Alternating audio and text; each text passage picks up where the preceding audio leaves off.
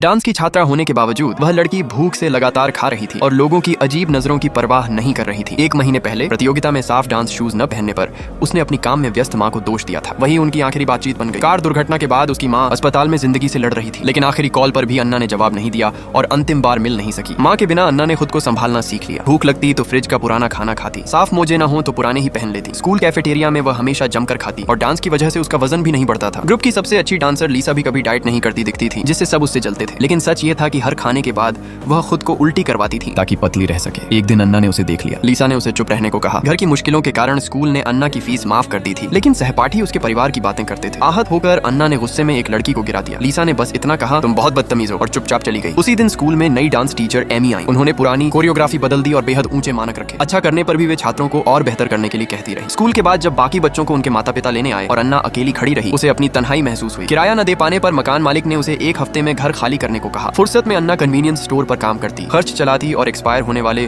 Rice ball घर ले आती। कपड़े धोने के लिए वह सार्वजनिक लॉन्ड्री जाती, जहां डांस की प्रैक्टिस भी करती थी। एक दिन एमी ने उसे देख लिया। कुछ समय बाद एमी ने डांस स्टूडियो में टॉर्च की रोशनी में इंस्टेंट नूडल्स खाती अन्ना को पाया। पता चला घर छोड़ने के बाद वह 1 हफ्ते से वहीं रह रही थी। उसकी कहानी सुनकर एमी ने पता किया और जाना कि अन्ना की माँ अब नहीं रही। जाते जाते एमी ने कहा, सामान बांधो और मेरे साथ चलो। घर पहुंचकर अन्ना उसकी विशाल दुनिया देखकर चौंक गई। एमी ने 3 नियम रखे। घर के कुछ हिस्सों में ही रहना, बिना पूछे कुछ न छूना और 3 दिन में घर छोड़ देना। अन्ना ने तुरंत हाँ कर दी।